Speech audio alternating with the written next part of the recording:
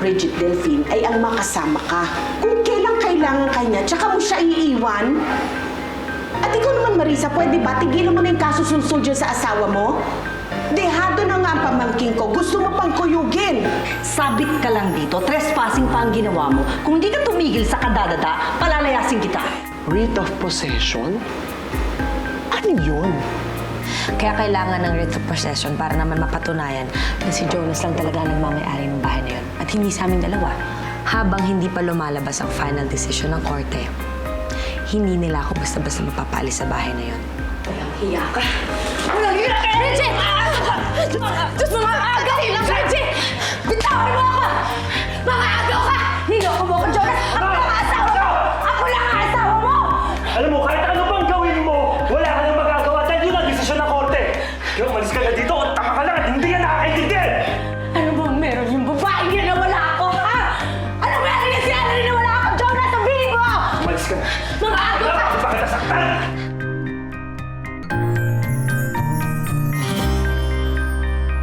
Jonas, hindi mo ko paalisin sa bahay na to! Nakausap ko ang abogado ko, may karapatan ako sa bahay na to, Jonas! Ano ba? Let me go! Let me go, Jonas! Jonas! Mamita! Daddy, anong ginagawa mo sa kanya? Bitiwan mo ako! Go back to your room. Everything will be okay. Sige na. No, you're lying! Di ako na mamita. Dahil sinasaktan siya ni Daddy. Samantha, hindi siya sinasaktan ng daddy Jonas mo. You don't understand. Ayaw niya kasing tumigil eh. Hindi siya pwedeng tumira dito sa bahay natin. She belongs here. Dahil mami ko siya. Nung baby pa nga ako, lagi kami magkakasama dito. Kaya huwag dapat hindi siya mera dito. Hindi naman ito kasi. Ang sabi ito ni Mamita.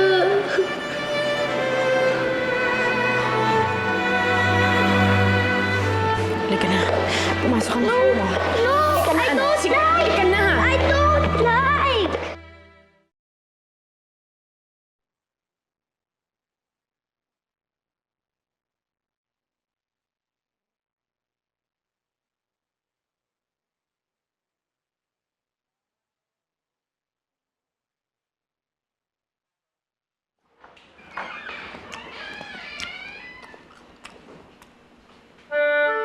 Magnanakaw!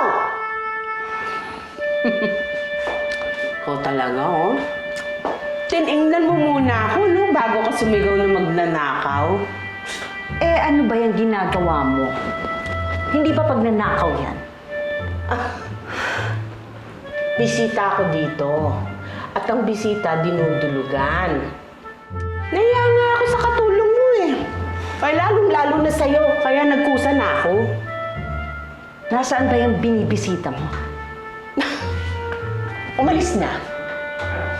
Umalis na pala eh. Di dapat umalis ka na rin. Naku, may kagat na pala eh. Oh, sa'yo na lang. Huwag na.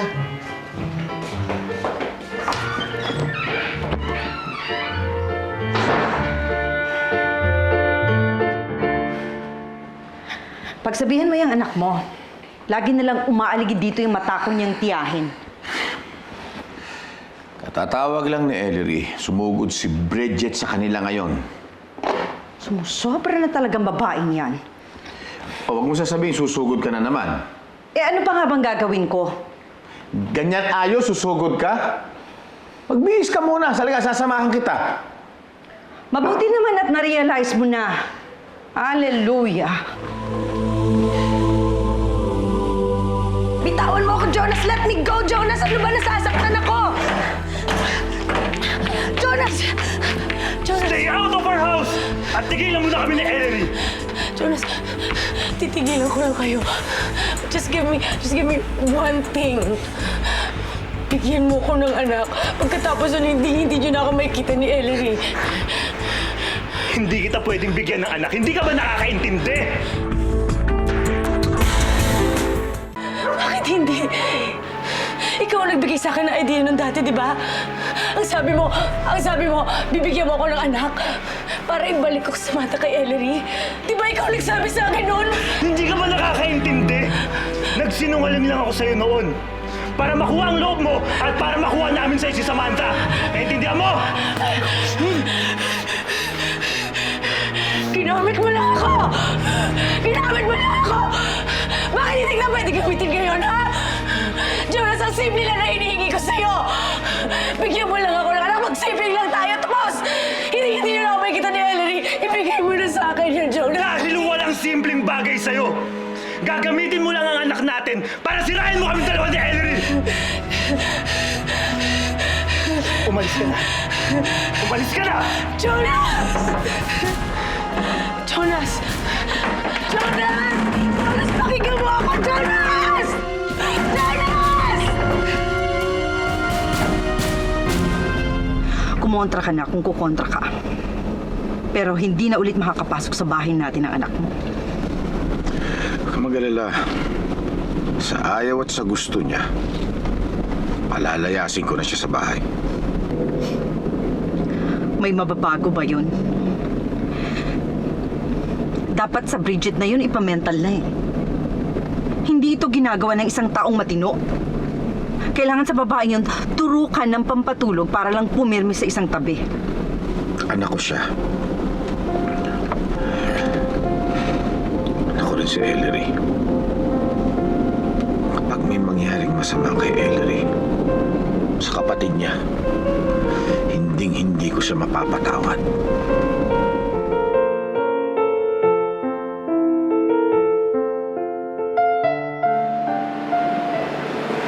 Ellery, si Samantha. Ayun, katulad ng dati, nagkukulong na naman sa kwarto niya. Pinasamahan ko na siya sa yaya. Kasi baka atakihin na naman ang asma niya eh. Ellery, sorry kung hinayaan ko mangyari ito. I should have known na meron pa rin susi ng bahay dito si Bridget. At dapat naisip ko rin na gagawin niya pa rin kung ano ba yung sumaksak dyan sa isip niya. Hindi ako, Jonas. Hindi ako dapat nagdesisyon na sumama kami ni Samantha sa'yo dito. Ellery, huwag mo namang sabihin yan. Sa ating tong bahay na to, binuo natin to kasabay ng mga pangarap natin. Tayo dapat ang nandito. Bumalik ako sa bahay na to, inisip ko na finally matatahimik na ako. Pero hanggang ngayon, hindi pa rin dumadating yung katahimikan na yun. Tumira tayo sa ibang lugar.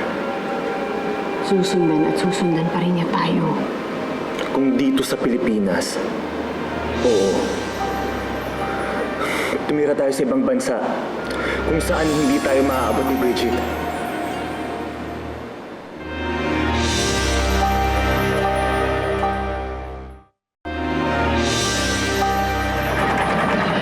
Jonas! Jonas!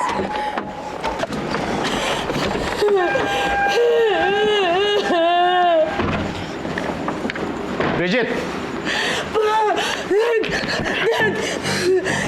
Ikaw, kinausap na kita ng matino. Pero pinagsasalan mo lang ako ng mga tsenga mo. Bridget, palagi kitang kinakampihan to the point na nagdaramdam ang asawa at anak ko. Ang totoo kong anak, si Ellery. Pinagbibigyan na kita. Pero tuwing tumatalikod ako, ano ginagawa mo? Kung ano-ano kabulos na ginagawa mo sa kapatid mo.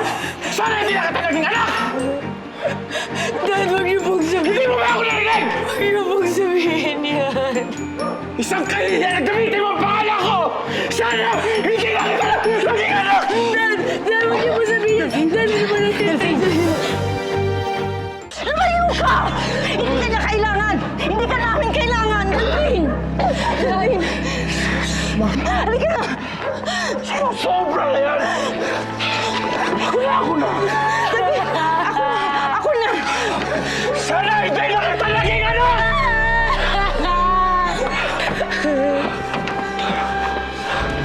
Sobra ka na! Jonas! Sana hindi na kita naging anak!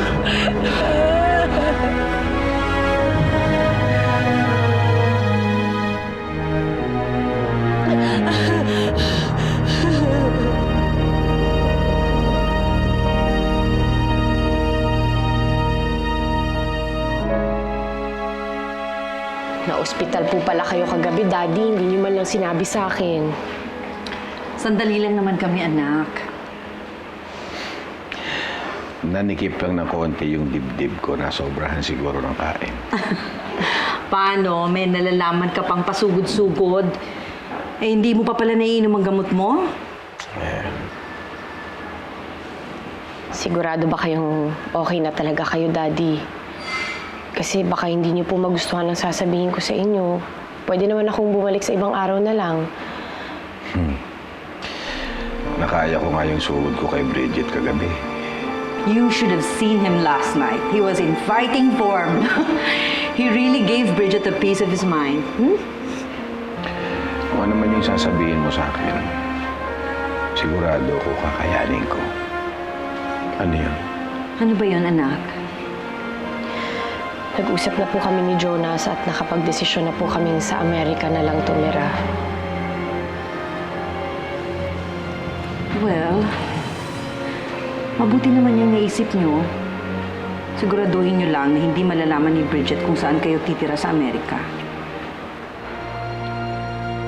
Eh, paano yung pag-aaral ni Samantha? Patatapusin po namin ang pag-aaral ng bata. May ongoing project din naman po si Jonas ngayon, kaya hindi po kami nagmamadali. Naku, kung ako sa'yo, mamadaliin ko ang asawa mo. Hindi natin alam kung anong hangin ang maaaring dumaan at pumasok sa isip ni Bridget. Baka hindi pa matuloy ang paglipad ninyo. Pinagpipilitan ni Bridget na tumira dun sa bahay. Paano ko ba siya mapipigilan? Hindi pa lumalabas ang writ of possession na pinafile mo sa akin. Ngayon, kahit alam na natin kung ano magiging desisyon ng korte, technically, may right pa rin si Bridget sa bahay na yun hanggat wala ang writ of possession. Makulit si Bridget. Lagi ko na lang ba siyang bibit-bitin palabas ng bahay kada ipagsisiksikan niya yung sarili doon sa amin? I'm sorry, Jonas. Pero mga 2 to 3 months lang, lalabas na rin yung desisyon nila. Ganun katagal?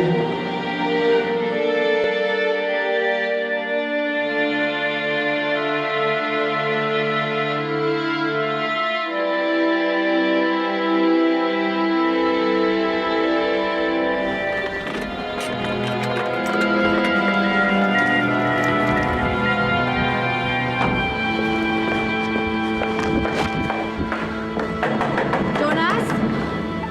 Jonas, papasukin niyo ako! Jonas! Jonas! Jonas, Ellery! Bridget, buti naman nagpunta ka dito. Bala ka na sana namin puntahan ni Jonas kay Mami at Daddy. Pinalayas na ako ng daddy sa bahay. Bakit ang bait mo sa akin? Kumonsulta na kasi si Jonas sa abogado niya. And tama ka, hindi ka dapat namin pinalayas dito sa bahay na to. Kaya hanggat hindi pa lumalabas ang desisyon ng korte, pumayag kami na dito ka muna tumira. Yun naman ang gusto mo, di ba?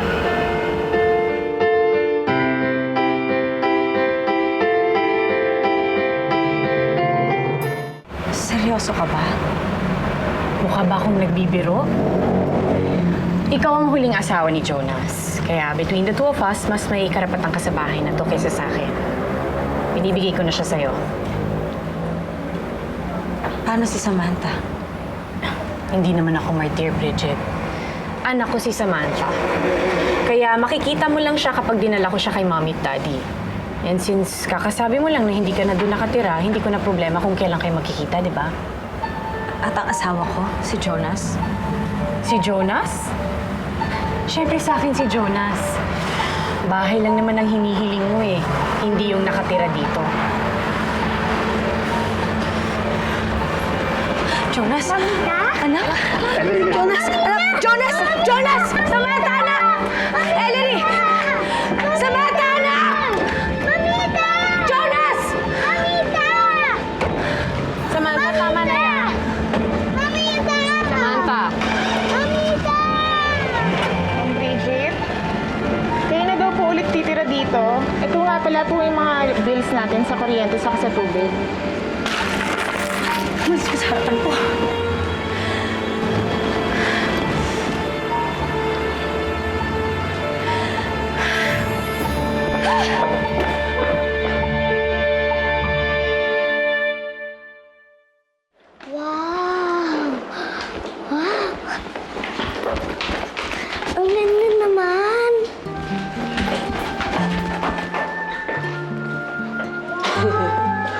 just temporary, Ellery. We'll stay here hanggang sa lumabas ang desisyon ng korte. O matapos sa pag-aaral si Samantha. O ano man ang mauna. Okay na sa akin yung ganitong lugar. Ang importante kasama ko kayo ni Samantha. Pero masyado tong maliit kumpara sa bahay natin. Gusto mo, kausapin natin ang mama mo. Doon muna tayo tumira. Wala na naman doon si Bridget, di ba? Once na tumira tayo kay Mommy, magpupumilit lang si Bridget na bumalik doon. Babalik lang tayo sa dati. Ayoko nang ganun. Sabi ko nga sa'yo, okay na sa akin yung ganitong lugar. Ang importante kasama ko kayo ni Samantha. Masaya na ako.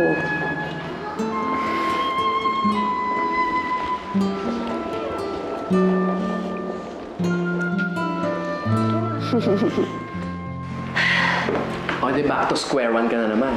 Mrs. Lonely na naman ang drama mo. Alam mo, nakakainis, Aloha. Kung meron lang akong kutsilyo kanina, sinaksak ko na yung Ellery na yan eh. Killer? Hindi. Alam mo, ang bait-bait na mukha niya, pero kung nakita mo yung ngiti sa mukha niya kanina, nakakainis talaga. Sige na, nakakainis. So, ano nang next step mo? Kinidnap mo na yung si Samantha, pero lost. Huwag mo nang ipaalala sa akin. Meron pa palang isa yung nagsakit-sakitan kayo, may cancer ka, pero lost pa rin. Paulit-ulit? Ha? Paulit-ulit tayo?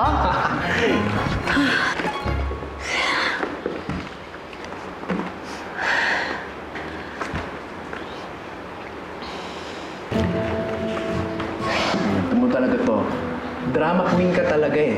Binanggit ko lang yung cancer. Ano, nagsasakit-sakitan ka na naman dyan? Hihilo-hiluhan ka? Pati ba naman ako eh, aarte mo ganyan?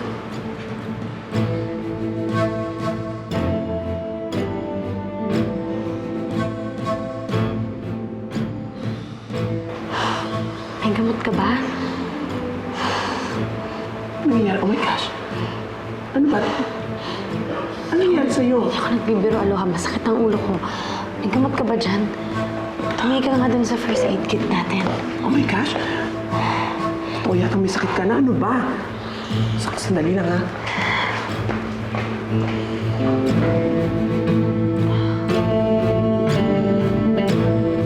Dahan-dahan,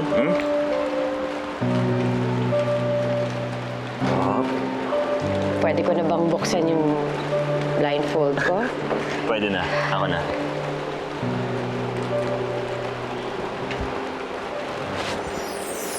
Wow!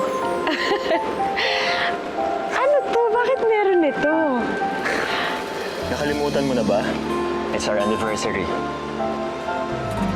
Hindi ko makakalimutan ang anniversary natin. At hindi ngayon yun. Ikaw yata yung nakalimut eh. Hindi naman yung kasal ang tinutukoy ko eh. Eh ano? Today is the anniversary of the day we first met. Naalala mo pa yon? Oo naman. Ito yung araw na una kong makilala ang babaeng pakakasalan ko. Ang pag-ibig mo dati walang kasing ganda. Bakit kaya kailangan na ito'y mangyari ba? At sasaktan mo ang puso ko't ngayon'y mag-iisa. Nakaloka ka ha. Tinakot mo ako doon. Akala ko talaga meron ka ng kung anong sakit eh. Wala akong sakit, Aloha. Hindi ko nga alam kung bakit ako nahilo. Baka nalipasan lang ako ng gutom. Ay nako. Paano hindi ka malilipasan ng gutom? Hindi pa tayo kumakain. Hello? Delivery? Pa-deliver kaya tayo?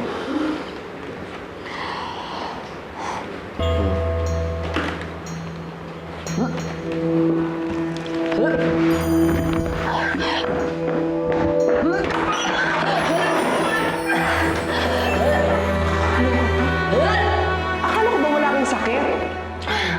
Tapos bigla kang nahihilot, nahihimatay. Ngayon naman, nagduduwal-duwal ka dyan. Baka may nakain kang maduming fishball, ha? Ano ka ba? Hindi pa nga ako kumakain, di ba? Bakit ako mag-food poison? Paano mangyayari yun? Kumakain. Walang laman yung tiyan mo. Eh, anong naman yan? Kailan ba huling period mo?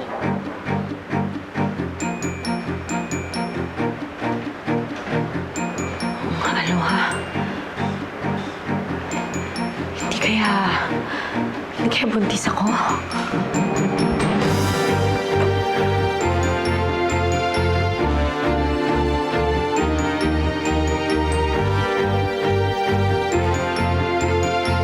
Hindi ko talaga alam na may talento ka pala dyan sa pagluluto, Bridget. At kakaiba recipe mo, ha? Yung luto ng Diyos. Dok, ano po? Positive po ba? Buntis po ba ako? It's positive, Bia. You're 2 months pregnant. Itong batang to, ang magiging daan para bumalik sa akin si Jonas. So what's the plan, Leche Flan? Hahanapin natin si Jonas. Guess who? Kung sinong nakita ko. Eh di si Papa Jonas. Doon na pala sila lumipat ni Ellery. Oh. Look at you, Jonas. You really have good genes, kaya tama lang na dumami pa ang lahi mo. Anong ginagawa mo dito? Dahil may pananagutan ka na sa akin. Oh, Bridget! Hindi ko alam na pati sa swimming pool may lintana rin.